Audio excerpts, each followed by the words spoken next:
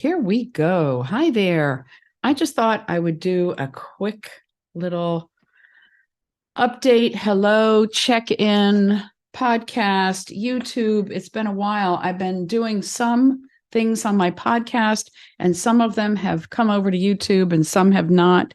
But I just really wanted to check in and say hello, everyone. And I hope everyone is doing well.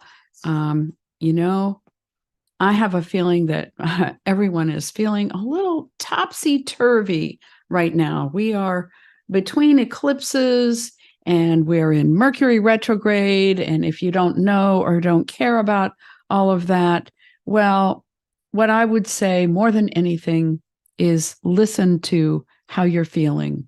How's your heart feeling these days? Are you getting a rapid heart rate?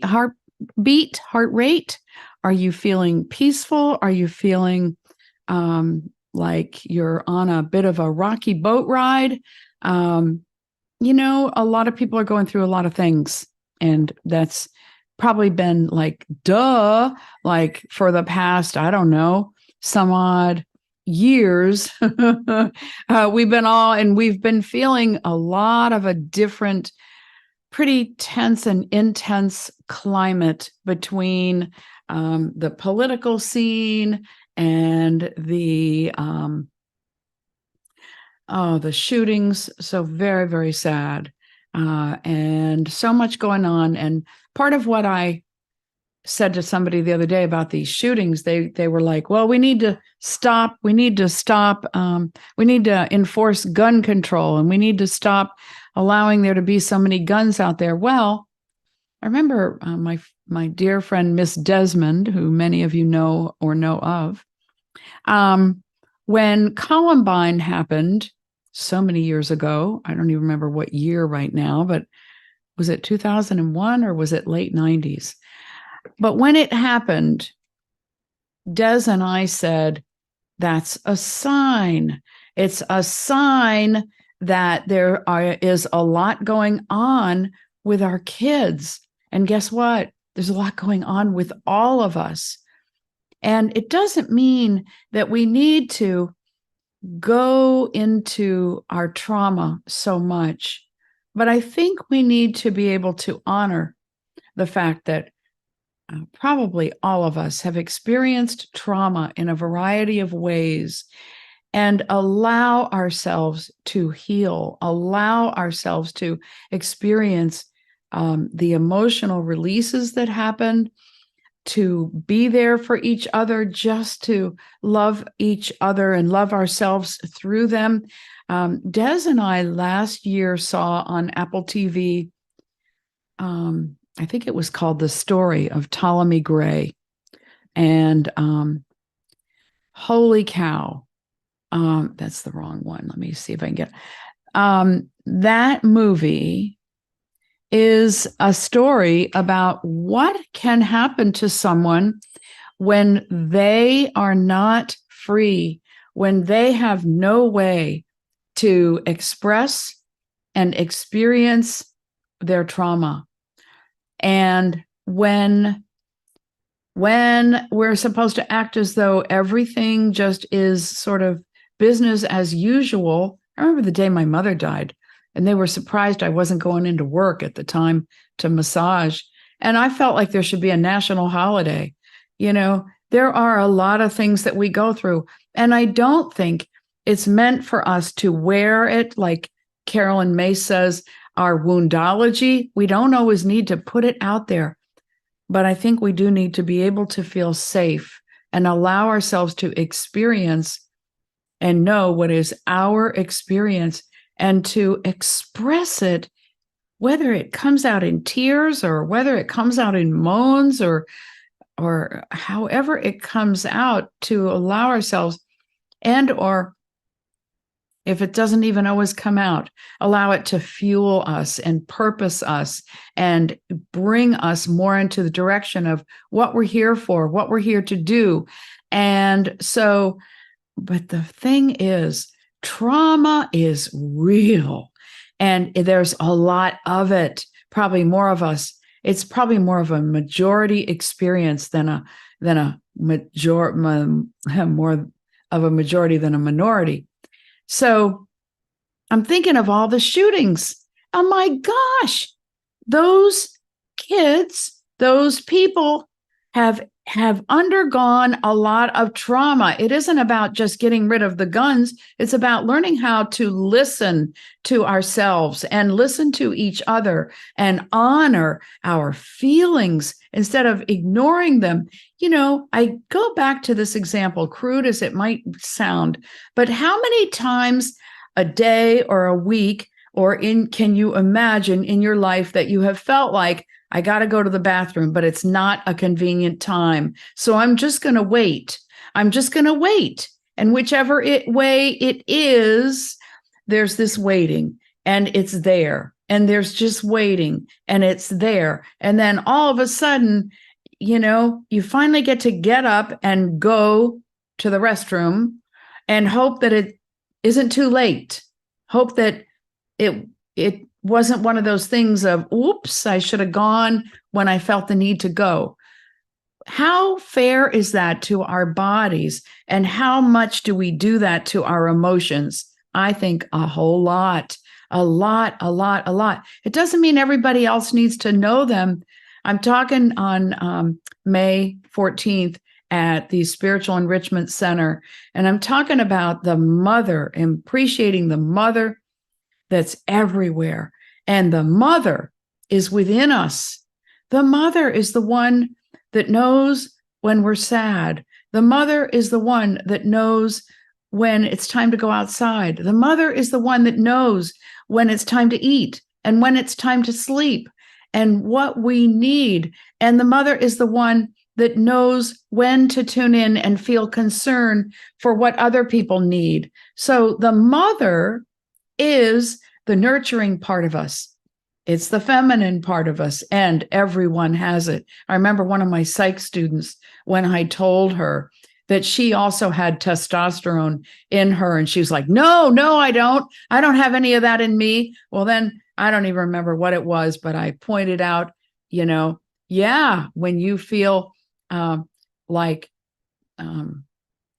speaking up with more strength and doing something that's more strongly, maybe fighting for your rights or fighting for someone else who's needing something like that.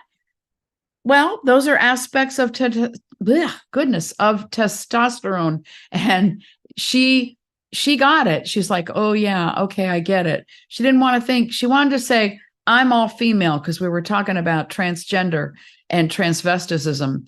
And she was absolutely against all of that and thinking that she was totally female. But we are all a composite of both. And I feel sorry for people that kind of feel caught in the wanting to make sure that they are allowed to express both and be both, and yet almost having to just denounce being any one of those and say, I am absolutely not any of those. I am they, or I am fluid. Well, I hope in a way we all are somewhat fluid.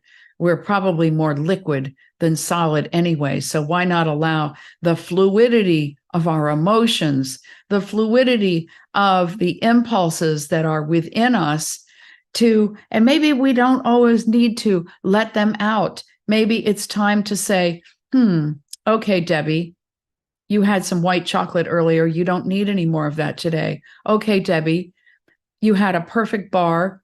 You've had a few of them over the last couple of weeks. You don't need to buy that this time.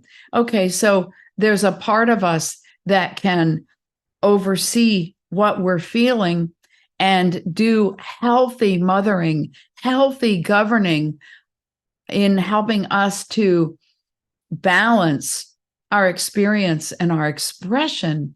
And yet that doesn't mean not to know what it is we're feeling. That doesn't mean to pretend that we're not feeling scared or hurt or angry, or pretending that those feelings are for other people. Those feelings are for sick people. No, we all have those feelings, and we have a right to.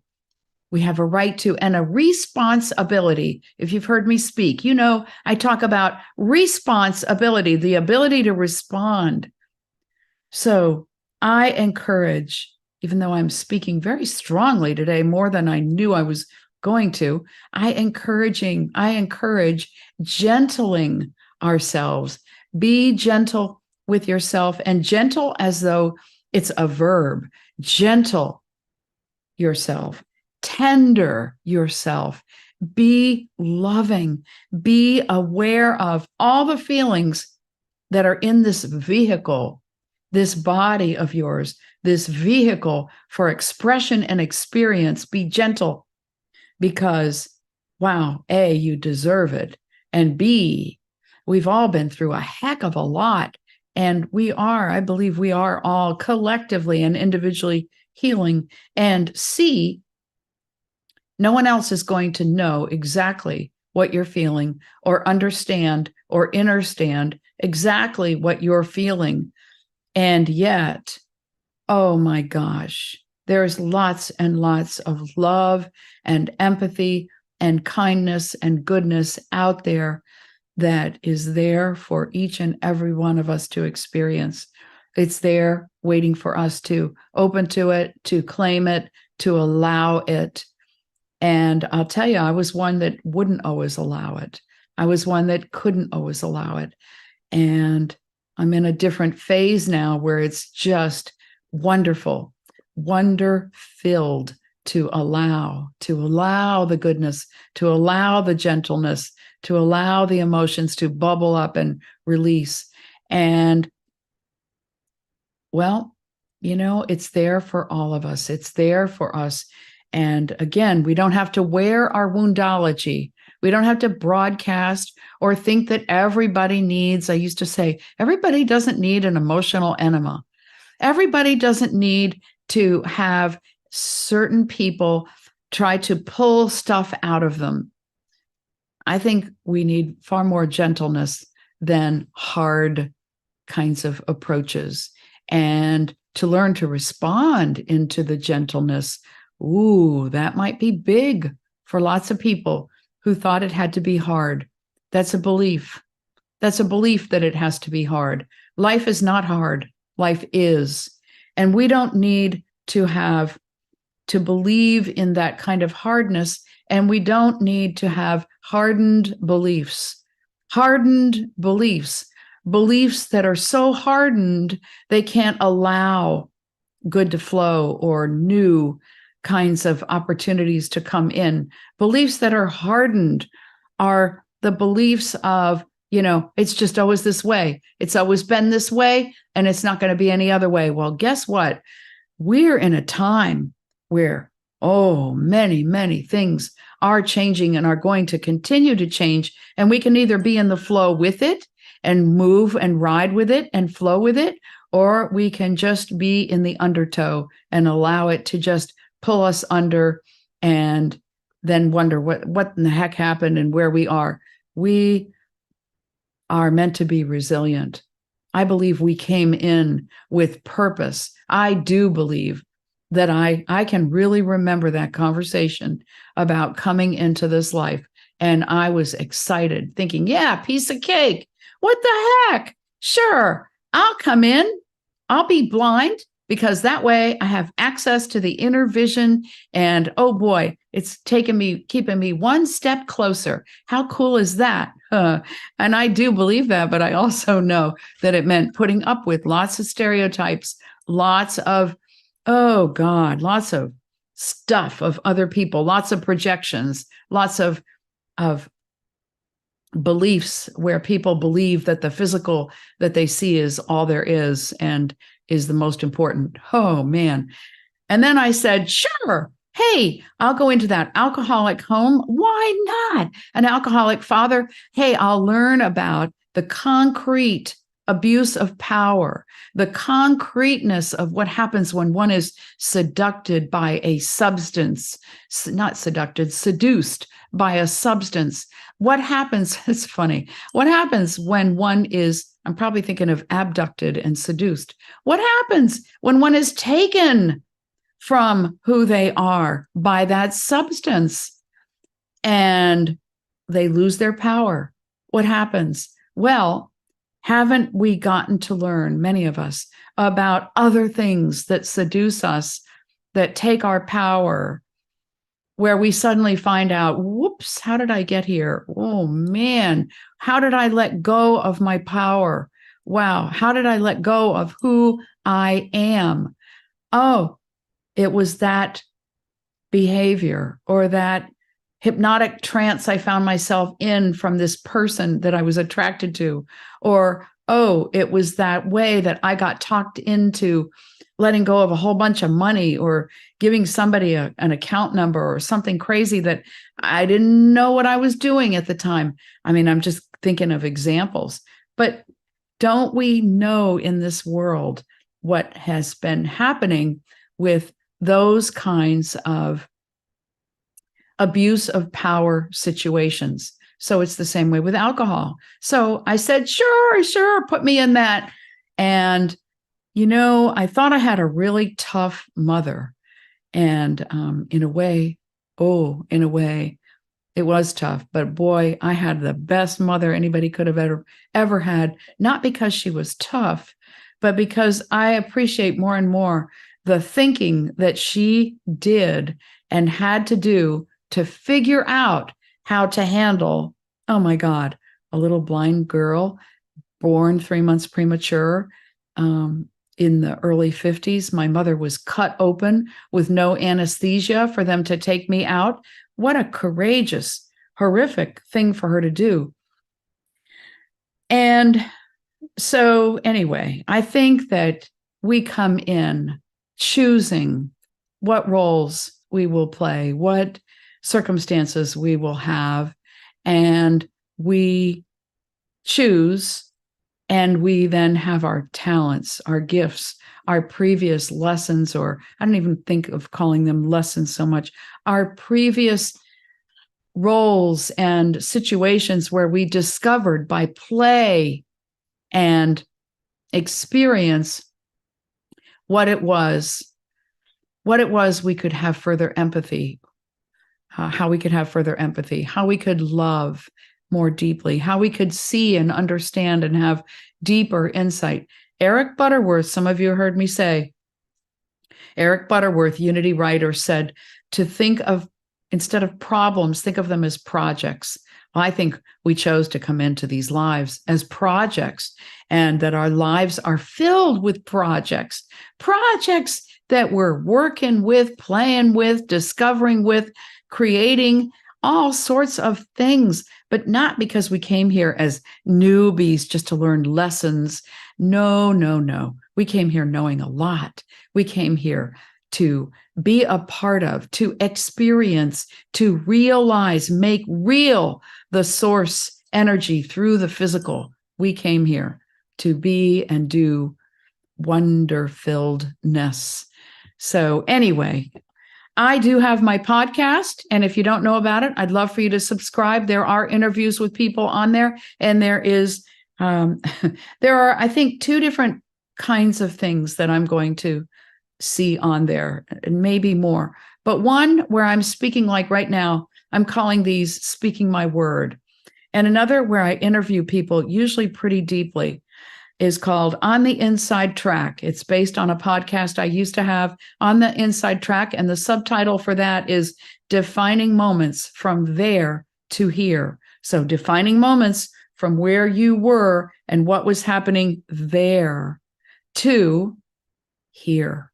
How did you get from there to here? What's been important? What have you learned along the way on the inside track? What have you experienced that has helped you to become even more you and shine that light and have more empathy and more in your toolbox for loving others and serving and bringing the light out in others?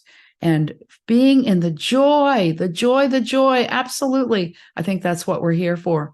We're here to enjoy. And that's a lot of source, being source through us, expressing source energy through us, through that joy. So you can subscribe to my podcast. It's called This Time Around. You can get it on, oh gosh, you can ask your Amazon player to play This Time Around. You can go to Spotify. You can go to any podcast player, podcatcher. And I have written it as this time around. There is another one out there by that same name, but you can also put in my name, Debbie Hazelton. And you have my YouTube channel here on YouTube under my name, Debbie Hazelton. I am on Facebook. I also am on Mixcloud, and I have a show there called In the Quiet. Would love for you to follow me on Mixcloud.